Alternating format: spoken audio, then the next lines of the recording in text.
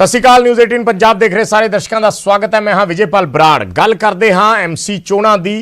अज चोण प्रचार रुक गया है। 5 बजे तक का समा सी चोण प्रचार रुक गया। हुण उम्मीदवार डोर टू डोर प्रचार कर रहे हैं। चोण कमिशन वालों तैयारियां जोरां ते ने। पोलिंग बूथां ते ईवीएम्स भेजियां जा रही ने। पुलिस ने चौकसी वधा दी है। जगह जगह फ्लैग मार्च किए जा रहे हैं। लोगों को सुरक्षा का भरोसा दिता जा रहा है। 14 फरवरी को वोटिंग होनी है और जिस तरीके के घटनाक्रम इस चोण प्रचार के दौरान दिखे ने, जिस तरीके के लड़ाई झगड़े वारदातां सामने आईयां ने, लोगों की जान तक चली गई इस कैंपेन के दौरान, उसनूं देखते हुए पुलिस ते सब तो वड्डी जिम्मेवारी आन खड़ी है। सब तो वड्डा प्रैशर है कि अमन अमान नाल किवें ये वोटां सिरे चढ़ाइयां जाणगियां ताकि लोग भी बेखौफ होकर अपने घरों तो बाहर निकलन। नतीजे 17 फरवरी को आने ने।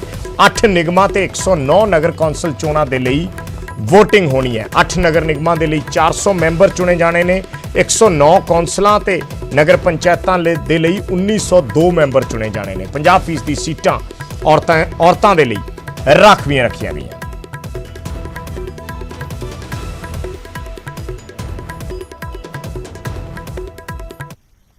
सो कुल स्थानक चोणां नूं लैके जे सिक्योरिटी की गल करिए तो सिक्योरिटी के पुख्ता इंतजाम ने। शहर शहर फ्लैग मार्च हो रहे हैं। 5 तस्वीरां असीं दिखा रहे हाँ टीवी स्क्रीन ते। पुलिस वालों किस तरीके नाल सुरक्षा का भरोसा लोगों को दिता जा रहा है। ये तस्वीरां ने फरीदकोट दियां, नवां शहर दियां, नाभा, मुक्तसर, बरनाला, इन्हां शहरां दे विच अज पुलिस के सीनियर अधिकारियों की अगवाई दे विच फ्लैग मार्च किए गए हैं और कोशिश की गई है लोगों को एक सुनेहा देने की कि उन्हां दी सुरक्षा का जिम्मा पुलिस का है। लोग बेखौफ होकर अपने घरों तो निकलन ते अपने वोट के हक का इस्तेमाल करन।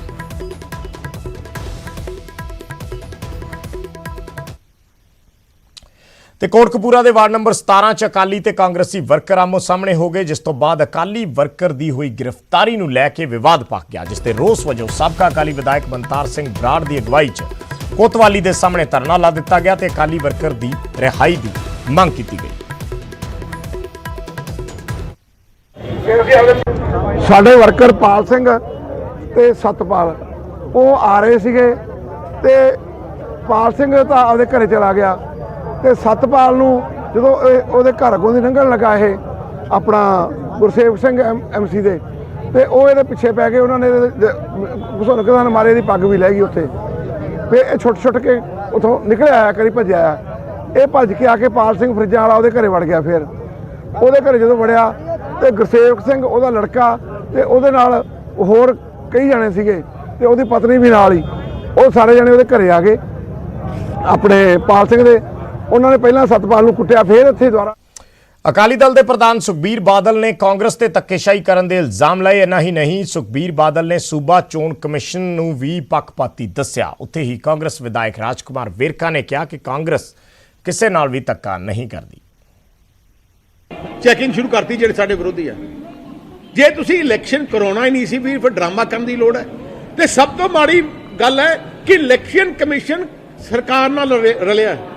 ਸਟੇਟ ਇਲੈਕਸ਼ਨ ਕਮਿਸ਼ਨ ਕਾਂਗਰਸ ਦੇ ਵਰਕਰ ਉਹਨੂੰ ਮੋਹਰ ਲਾ ਰਿਹਾ। ਕਾਂਗਰਸ ਦੇ ਵਰਕਰ ਬਣ ਕੇ ਇਲੈਕਸ਼ਨ ਲੜ ਰਿਹਾ।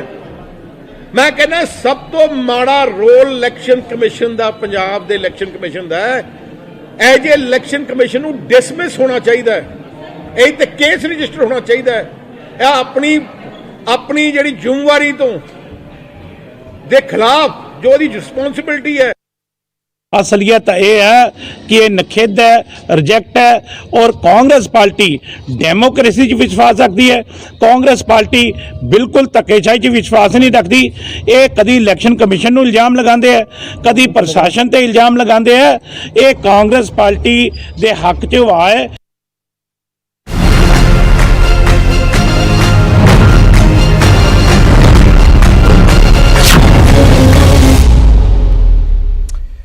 ਤੇ ਗੱਲ ਕਰਦੇ ਆ ਸੰਯੁਕਤ ਕਿਸਾਨ ਮੋਰਚੇ ਦੀ। ਸਰਕਾਰ ਨਾਲ ਟਸਲ ਦੇ ਵਿਚਾਲੇ ਸੰਯੁਕਤ ਕਿਸਾਨ ਮੋਰਚੇ ਦਾ ਬਿਆਨ ਆਇਆ ਹੈ ਕਿ ਗੱਲਬਾਤ ਮੁੜ ਸ਼ੁਰੂ ਹੋ ਸਕਦੀ ਹੈ, ਪਰ ਸਰਕਾਰ ਕੋਈ ਠੋਸ ਪ੍ਰਸਤਾਵ ਲੈ ਕੇ ਆਵੇ। ਅਸੀਂ ਸਰਕਾਰ ਨਾਲ ਗੱਲਬਾਤ ਕਰਨ ਲਈ ਤਿਆਰ ਹਾਂ।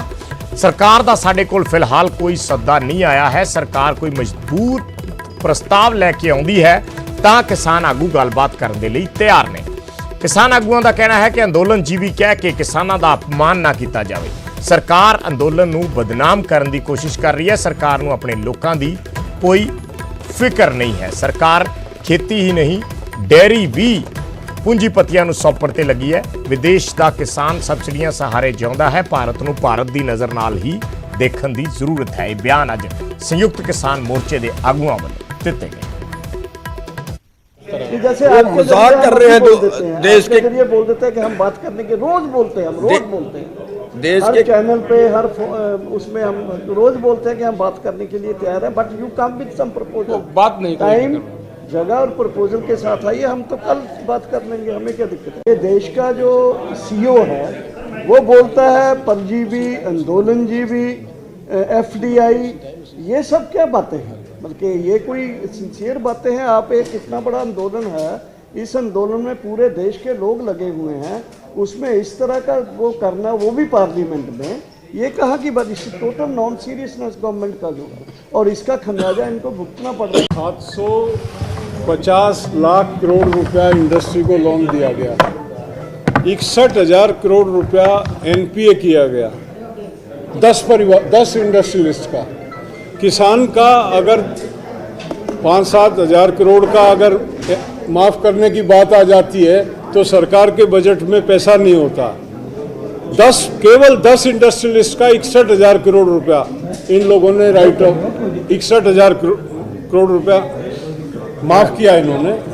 और हम जब मांग करते हैं तब ये कहते हैं कि हमारे पास पैसा नहीं है। ये दोहरी नीति। इतनी बुरी हालत में है यूरोप का किसान, अगर सब्सिडी ना हो, कैश सब्सिडी ना हो, पर काऊ कैश सब्सिडी है तो सरवाइव नहीं कर सकता।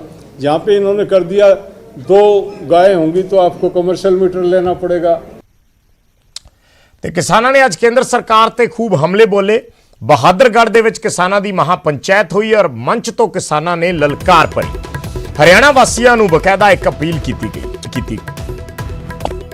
ਤੇ ਜੇਜੇਪੀ ਸਰਕਾਰ ਕੀਤੀ ਜਾਵੇ, ਦੋਸ਼ੀਆਂ ਨੂੰ ਲਵਾਰਿਸ ਨਾ ਸਮਝਿਆ ਜਾਵੇ, ਸਾਡੇ ਸਾਥੀਆਂ ਨੂੰ ਤੁਰੰਤ ਰਿਹਾ ਕੀਤਾ ਜਾਵੇ। ਸਰਕਾਰ ਇਹ ਵੀ ਦੱਸੇ ਕਿ ਕਾਨੂੰਨਾਂ 'ਚ ਸਫੇਦ ਕੀ ਹੈ। ਕਿਸੇ ਦਾ ਵਿਰੋਧ ਨਹੀਂ, ਪਰ ਬੀਜੇਪੀ ਦੀ ਤਸੱਲੀ ਕਰਵਾਉਣੀ ਹੈ। ਇਹ ਬਿਆਨ ਅੱਜ ਕਿਸਾਨ ਆਗੂਆਂ ਵੱਲੋਂ ਬਹਾਦਰਗੜ੍ਹ ਦੀ ਮਹਾਪੰਚਾਇਤ 'ਚ ਦਿੱਤੇ ਗਏ। मध्य प्रदेश, पंजाब में लाखों लोगों की किसान पंचायतें हो रही है।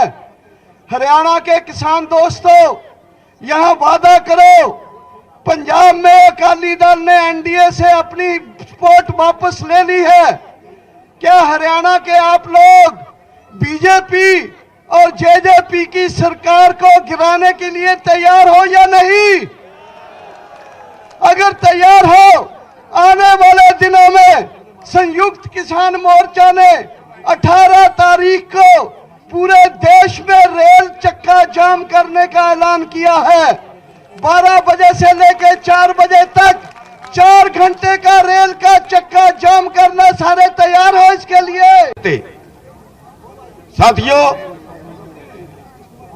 लेकिन हमने शांति बनाए रखनी है। हमने पुलिस से नहीं टकराना, हमने नेताओं से नहीं टकराना। लेकिन एक बात जरूर याद रखना, अगर ये बीजेपी वाले नेता, अगर ये जेजेपी वाले नेता ये कहीं हमारे गांव में घुस जाएं, ये कहीं पे रैली कर लें, इनकी तसल्ली जरूर बैठा लेना। लड़ाई की शुरुआत हुई है, लड़ाई चलेगी। आपसे निवेदन करने आया हूं, दिल्ली की तरफ बढ़ना पड़ेगा। दिल्ली के चारों तरफ से ये 400 किलोमीटर का क्षेत्र पैदल दिल्ली की तरफ मार्च करेगा। वो तारीख हम तय करके आपको बता देंगे। ਤੇ ਕਿਸਾਨਾਂ ਵੱਲੋਂ ਹਰਿਆਣਾ ਦੇ ਬਹਾਦਰਗੜ੍ਹ 'ਚ ਮਹਾਪੰਚਾਇਤ ਕੀਤੀ ਗਈ ਸੀ, ਜਿੱਥੇ ਕਿਸਾਨਾਂ ਨੇ ਸਾਫ਼ ਕਰ ਦਿੱਤਾ ਹੈ ਕਿ ਜਦੋਂ ਤੱਕ ਖੇਤੀ ਕਾਨੂੰਨ ਰੱਦ ਨਹੀਂ ਹੁੰਦੇ ਉਦੋਂ ਤੱਕ ਸੰਘਰਸ਼ ਜਾਰੀ ਰਹੇਗਾ। ਉੱਥੇ ਹੀ ਕਿਸਾਨਾਂ ਨੇ ਇਹ ਵੀ ਕਿਹਾ ਕਿ ਉਹ ਗੱਲਬਾਤ ਦੇ ਲਈ ਤਿਆਰ ਨੇ ਜੇਕਰ ਸਰਕਾਰ ਕੋਈ ਮਜ਼ਬੂਤ ਪ੍ਰਸਤਾਵ ਲੈ ਕੇ ਆਉਂਦੀ ਹੈ।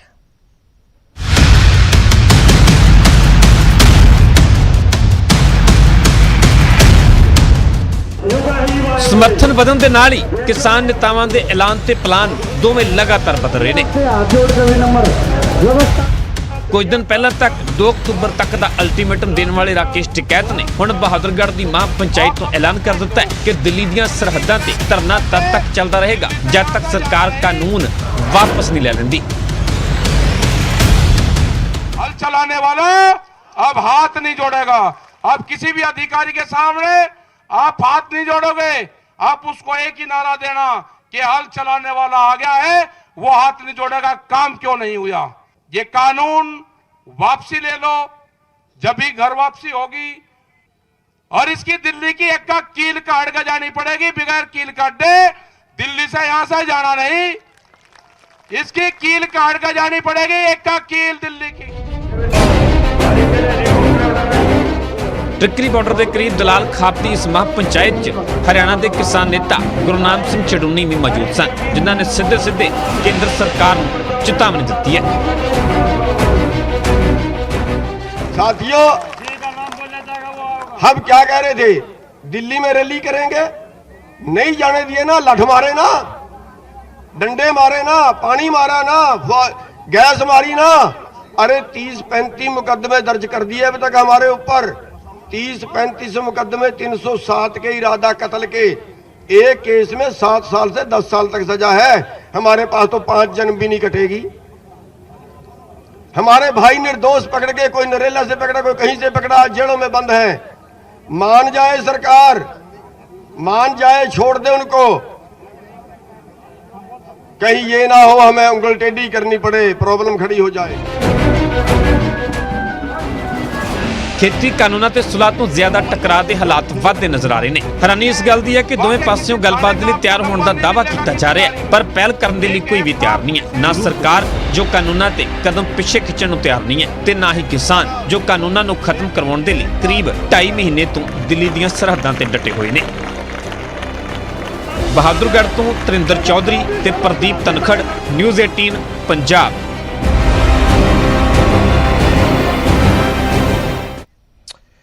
ਤੇ ਗੱਲ ਨਸ਼ੇ ਦੀ। ਪੰਜਾਬ 'ਚ ਨਸ਼ੇ ਦਾ ਕਹਿਰ ਇੱਕ ਵਾਰ ਫਿਰ ਵੇਖਣ ਨੂੰ ਮਿਲਿਆ। 24 ਘੰਟਿਆਂ 'ਚ 3 ਨੌਜਵਾਨਾਂ ਦੀ ਮੌਤ ਹੋ ਗਈ। ਕਿੱਥੇ ਇਹ ਮੌਤਾਂ ਹੋਈਆਂ ਨੇ, ਇਸ ਰਿਪੋਰਟ 'ਚ ਦਿਖਾਉਂਦੇ ਹਾਂ।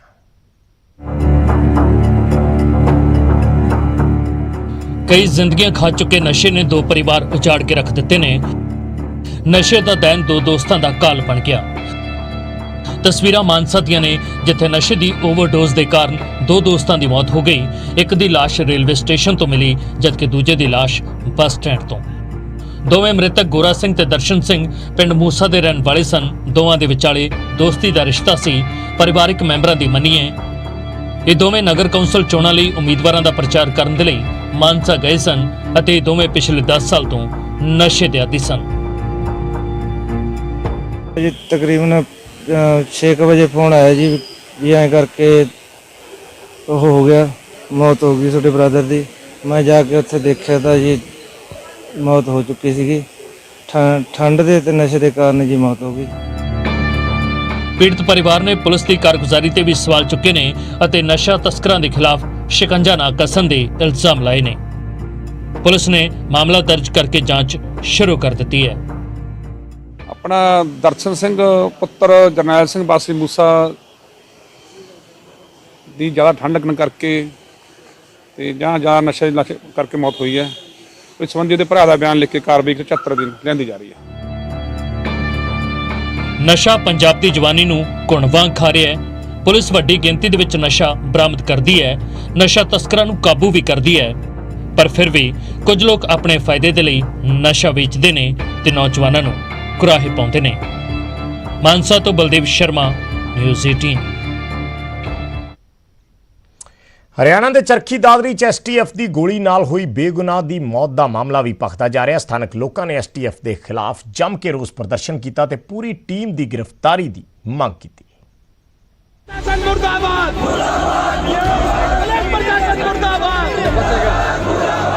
ਪੁਲਿਸ ਖਿਲਾਫ ਭੜਕੇ ਲੋਕ ਜੰਮ ਕੇ ਕੱਢੀ ਪੜਾਸ। ਧਰਨਾ ਪ੍ਰਦਰਸ਼ਨ ਦੀਆਂ ਇਹ ਤਸਵੀਰਾਂ ਹਰਿਆਣਾ ਦੇ ਚਰਖੀ ਦਾਦਰੀ ਦੀਆਂ ਨੇ, ਜਿੱਥੇ ਸਥਾਨਕ ਲੋਕਾਂ ਨੇ ਐਸਟੀਐਫ ਦੇ ਖਿਲਾਫ ਮੋਰਚਾ ਖੋਲ੍ਹ ਦਿੱਤਾ ਤੇ ਬੇਗੁਨਾਹਾਂ ਨੂੰ ਗੋਲੀ ਮਾਰਨ ਦੇ ਮਾਮਲੇ 'ਚ ਰੋਸ ਪ੍ਰਦਰਸ਼ਨ ਕੀਤਾ ਹੈ ਤੇ ਮੁਲਜ਼ਮ ਐਸਟੀਐਫ ਕਰਮਚਾਰੀਆਂ ਦੀ ਗ੍ਰਿਫਤਾਰੀ ਦੀ ਮੰਗ ਕੀਤੀ ਹੈ। ਲੋਕਾਂ ਨੇ ਪੁਲਿਸ ਨੂੰ ਅਲਟੀਮੇਟਮ ਦਿੱਤਾ ਹੈ ਤੇ 1 ਹਫ਼ਤੇ 'ਚ ਗ੍ਰਿਫਤਾਰੀ ਨਾ ਹੋਣ ਤੇ ਚਰਖੀ ਦਾਦਰੀ ਚੱਕਾ ਜਾਮ ਕਰਨ ਦੀ ਚੇਤਾਵਨੀ ਵੀ ਦਿੱਤੀ ਹੈ। अगर इस लड़के को न्याय नहीं दिया गया, वो चार थे या 5 थे, उनको सभी को अरेस्ट नहीं किया गया और उनको जो है सज़ा नहीं दी गई, तो हम मजबूर होंगे कि एक दिन हम शाहरुख आपके पंचायत बुला करके इस दादरी को बिल्कुल जाम कर देंगे। ਧਰਨਾ ਪ੍ਰਦਰਸ਼ਨ ਕਰਨ ਤੋਂ ਬਾਅਦ ਭੜਕੇ ਲੋਕਾਂ ਨੇ ਮਿੰਨੀ ਸਕੱਤਰੇਤ ਜਾ ਕੇ ਐਮਪੀ ਨੂੰ ਮੰਗ ਪੱਤਰ ਸੌਂਪਿਆ ਤੇ ਐਸਟੀਐਫ ਦੇ ਮੁਲਜ਼ਮ ਕਰਮਚਾਰੀਆਂ ਨੂੰ ਗ੍ਰਿਫਤਾਰ ਕਰਨ ਦੀ ਮੰਗ ਕੀਤੀ ਹੈ। एक वार्ड में 2-2 हत्याएं होती हैं और पुलिस हाथ पे हाथ रख के बैठी है। वजह क्या है, क्यों मामले की लिपापोती कर रही है? और इस बिंदर की जो ये दुर्घटना नहीं, एक तरीके से निरसन सत्या है। ਦਰਅਸਲ ਮਾਮਲਾ 7 ਫਰਵਰੀ ਦਾ ਹੈ ਜਦ ਐਸਟੀਐਫ ਨੇ ਕਾਰ ਸਵਾਰਾਂ ਨੂੰ ਬਦਮਾਸ਼ ਸਮਝ ਕੇ ਗੋਲੀਆਂ ਚਲਾ ਦਿੱਤੀਆਂ ਸਨ, ਜਿਸ ਵਿੱਚ ਇੱਕ ਬੇਗੁਨਾਹ ਸ਼ਖਸ ਦੀ ਮੌਤ ਹੋ ਗਈ ਸੀ। ਹਾਲਾਂਕਿ ਪੁਲਿਸ ਨੇ ਤੁਰੰਤ ਕਾਰਵਾਈ ਕਰਦਿਆਂ ਇੱਕ ਹਵਲਦਾਰ ਨੂੰ ਗ੍ਰਿਫਤਾਰ ਕਰ ਲਿਆ ਸੀ, ਪਰ ਪੀੜਤ ਪਰਿਵਾਰ ਪੂਰੀ ਟੀਮ ਦੀ ਗ੍ਰਿਫਤਾਰੀ ਦੀ ਮੰਗ ਕਰ ਰਿਹਾ ਹੈ। देखिए, इनकी मुख्य डिमांड ये थी कि किसी अन्य इंडिपेंडेंट एजेंसी से इसकी जांच कराई जाए। इनको लोकल पुलिस पे यकीन नहीं था, तो हमने इनकी डिमांड पे क्राइम ब्रांच में इसको ट्रांसफर करा दिया। ਪੁਲਿਸ ਦੀ ਗੋਲੀ ਨਾਲ ਨੌਜਵਾਨ ਦੀ ਮੌਤ ਦਾ ਮਾਮਲਾ ਭਖ ਗਿਆ ਹੈ। ਪੀੜਤ ਪਰਿਵਾਰ ਨੂੰ ਸਥਾਨਕ ਲੋਕਾਂ ਤੇ ਨਾਲ ਖਾਪ ਪੰਚਾਇਤਾਂ ਦਾ ਵੀ ਸਾਥ ਮਿਲ ਰਿਹਾ ਹੈ। ਖੈਰ, ਇਹ ਵੇਖਣਾ ਹੋਵੇਗਾ ਕਿ ਮਾਮਲੇ 'ਚ ਪੂਰੀ ਟੀਮ ਦੀ ਗ੍ਰਿਫਤਾਰੀ ਹੁੰਦੀ ਹੈ ਜਾਂ ਧਰਨਾ ਪ੍ਰਦਰਸ਼ਨ ਹੋਰ ਤੇਜ਼ ਹੋਵੇਗਾ। ਚਰਖੀ ਦਾਦਰੀ ਤੋਂ ਪ੍ਰਦੀਪ ਸਾਹੂ ਦੀ ਰਿਪੋਰਟ, ਨਿਊਜ਼ 18 ਪੰਜਾਬ।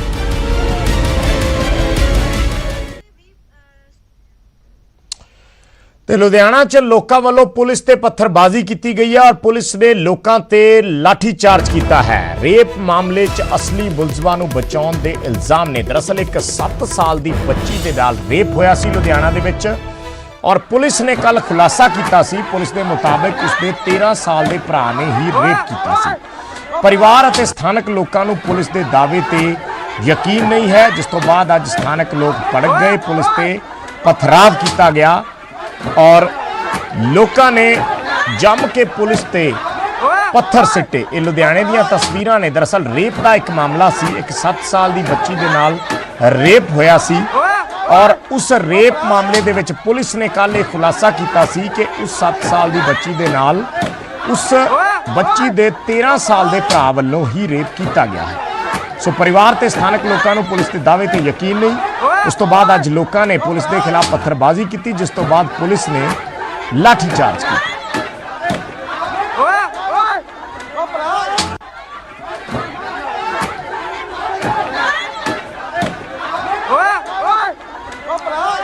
ਜਸਵੀਰ ਬਰਾੜ ਸਾਡੇ ਸਹਿਯੋਗੀ ਜੁੜੇ ਨੇ ਹੋਰ ਜਾਣਕਾਰੀ ਦੇ ਲਈ। ਜਸਵੀਰ, ਇਹ ਤਸਵੀਰਾਂ ਦੇ ਵਿੱਚ ਨਜ਼ਰ ਆ ਰਿਹਾ ਕਿ ਕਾਫੀ ਕਲੈਸ਼ ਹੋਇਆ ਹੈ ਪੁਲਿਸ ਔਰ ਸਥਾਨਕ ਲੋਕਾਂ ਦੇ ਵਿੱਚ। ਸਥਾਨਕ ਲੋਕ ਜਿਸ ਤਰੀਕੇ ਨਾਲ ਪੱਥਰਬਾਜ਼ੀ ਕਰਦੇ ਨਜ਼ਰ ਆ ਰਹੇ ਨੇ, ਕੀ ਵਜ੍ਹਾ ਹੈ, ਕਿਉਂ ਇਹਨਾਂ ਲੋਕਾਂ ਵੱਲੋਂ ਇਹ ਇਸ ਤਰੀਕੇ ਦਾ ਰੋਸ ਜਿਹੜਾ ਹੈ ਉਹ ਵਿਖਾਇਆ ਗਿਆ ਔਰ ਕਿਉਂ ਪੁਲਿਸ ਦੀ ਥਿਊਰੀ ਦੇ ਵਿੱਚ ਜਾਂ ਜੋ ਪੁਲਿਸ ਨੇ ਕੱਲ ਖੁਲਾਸਾ ਕੀਤਾ ਸੀ ਉਸ ਨੂੰ ਲੈ ਕੇ ਇਤਰਾਜ਼ ਕੀ ਹੈ?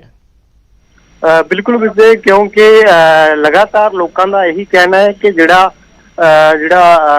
ਪੀੜਤਾ ਦਾ ਭਰਾ ਹੈਗਾ ਬੱਚੀ ਦਾ, ਉਹਨੂੰ ਨਜਾਇਜ਼ ਤੌਰ ਤੇ ਫਸਾਇਆ ਜਾ ਰਿਹਾ ਹੈ। ਇਸ ਲਈ ਲਗਾਤਾਰ ਜਿਹੜਾ ਲੋਕਾਂ ਦੇ ਵੱਲੋਂ 2 ਦਿਨ ਤੋਂ ਲਗਾਤਾਰ ਜਿਹੜਾ ਪੁਲਿਸ ਦੇ ਖਿਲਾਫ ਜਿਹੜਾ ਪ੍ਰਦਰਸ਼ਨ ਕੀਤਾ ਜਾ ਰਿਹਾ ਤੇ ਇਸੇ ਨੂੰ ਲੈ ਕੇ ਜਿਹੜਾ ਅੱਜ ਵੀ ਜਿਹੜਾ ਉੱਥੇ ਸਕੂਲ ਦੇ ਬਾਹਰ ਜਿਹੜਾ ਪ੍ਰਦਰਸ਼ਨ ਕਰ ਰਹੇ ਸੀ, ਪੁਲਿਸ ਜਦੋਂ ਉਹਨਾਂ ਨੂੰ ਸਮਝਾਉਣ ਗਈ ਤਾਂ ਪਹਿਲਾਂ ਜਿਹੜਾ ਇਲਾਕਾ ਵਾਸੀਆਂ ਨੇ ਪੁਲਿਸ ਦੇ ਉੱਤੇ ਪੱਥਰਬਾਜ਼ੀ ਕਰ ਦਿੱਤੀ ਤੇ ਜਿਸ ਤੋਂ ਬਾਅਦ ਪੁਲਿਸ ਨੇ ਜਿਹੜਾ ਹੈ ਲੋਕਾਂ ਨੂੰ ਖਦੇੜਨ ਵਾਸਤੇ ਲਾਠੀ ਚਾਰਜ ਕੀਤਾ। ਤਸਵੀਰਾਂ ਦੇ ਵਿੱਚ ਸਾਫ਼ ਤੌਰ ਤੇ ਦਿਸ ਰਿਹਾ ਕਿ ਕਿਸ ਤਰ੍ਹਾਂ ਇੱਕ ਜਿਹੜਾ ਪੁਲਿਸ ਮੁਲਾਜ਼ਮ ਹੈ ਉਹ ਜਿਹੜਾ ਡਿੱਗ ਗਿਆ ਸੀਗਾ ਤੇ ਉਸ ਤੋਂ ਬਾਅਦ ਵੀ ਜਿਹੜੇ ਲੋਕ ਸੀਗੇ ਉਹ ਸਥਾਨੀ ਵਾਸੀ ਜਿਹੜੇ ਸੀਗੇ ਉਹ ਉੱਤੇ ਪੱਥਰਬਾਜ਼ੀ ਕਰ ਰਹੇ ਸੀ ਤੇ ਇੱਕ ਨੌਜਵਾਨ ਵੱਲੋਂ ਉਸ ਨੂੰ ਬਚਾਇਆ ਵੀ ਜਾ ਰਿਹਾ ਸੀ ਜੀ। ਔਰ ਹੁਣ ਮਾਹੌਲ ਸ਼ਾਂਤ ਹੈ ਜਸਵੀਰ? ਬਿਲਕੁਲ ਜੀ, ਪੁਲਿਸ ਨੇ ਜਿਹੜਾ ਹੈ ਉੱਥੇ ਸਾਰੇ ਲੋਕ ਜਦੋਂ ਲਾਠੀਚਾਰਜ ਹੋਇਆ ਉਸ ਤੋਂ ਬਾਅਦ ਸਾਰੇ ਲੋਕ ਜਿਹੜੇ ਆਪਣੀ ਜਿਹੜਾ ਘਰਾਂ ਨੂੰ ਚਲੇ ਗਏ ਤੇ ਪੁਲਿਸ ਦੇ ਵੱਲੋਂ ਹੁਣ ਇਸ ਗੱਲ ਦੀ ਵੀ ਜਾਂਚ ਕੀਤੀ ਜਾ ਰਹੀ ਹੈ ਕਿ ਕਿਹੜੇ ਇਸ ਦੇ ਵਿੱਚ ਸ਼ਾਮਲ ਸੀ, ਕਿਉਂਕਿ ਵੀਡੀਓ ਫੁਟੇਜ ਕੱਢੀਆਂ ਜਾ ਰਹੀਆਂ ਤਾਂ ਜੋ ਕਿ ਉਹਨਾਂ ਦੇ ਖਿਲਾਫ ਜਿਨ੍ਹਾਂ ਨੇ ਪੱਥਰਬਾਜ਼ੀ ਕੀਤੀ ਹੈ, ਪ੍ਰਦਰਸ਼ਨ ਕੀਤਾ, ਉਹਨਾਂ ਦੇ ਖਿਲਾਫ ਜਿਹੜੀ ਕਾਰਵਾਈ ਕੀਤੀ ਜਾਵੇ। ਠੀਕ ਹੈ, ਧੰਨਵਾਦ ਜਸਵੀਰ ਇਸ ਜਾਣਕਾਰੀ ਦੇ ਲਈ। ਤਾਂ ਸਾਡੇ ਸਹਿਯੋਗੀ ਜਸਵੀਰ ਬਰਾੜ ਜਾਣਕਾਰੀ ਦੇ ਰਹੇ ਸੀ ਲੁਧਿਆਣਾ ਦੀਆਂ ਇਹ ਤਸਵੀਰਾਂ ਨੇ। ਰੇਪ ਦਾ ਇੱਕ ਮਾਮਲਾ ਹੈ। 7 ਸਾਲ ਦੀ ਬੱਚੀ ਦੇ ਨਾਲ ਰੇਪ ਹੋਇਆ। ਕੱਲ ਪੁਲਿਸ ਨੇ ਖੁਲਾਸਾ ਕੀਤਾ ਕਿ ਉਸ ਬੱਚੀ ਦੇ ਹੀ 13 ਸਾਲ ਦੇ ਭਰਾ ਵੱਲੋਂ ਰੇਪ ਕੀਤਾ ਗਿਆ ਸੀ, ਜਿਸ ਤੋਂ ਬਾਅਦ ਅੱਜ ਜਿਹੜੇ ਉਸਦੇ ਪਰਿਵਾਰ ਦੇ ਲੋਕ ਸੀ ਜਾਂ ਹੋਰ ਸਥਾਨਕ ਵਾਸੀ ਸੀ ਉਹ ਭੜਕ ਗਏ ਔਰ ਪੁਲਿਸ ਤੇ ਪਥਰਾ ਕੀਤਾ ਗਿਆ।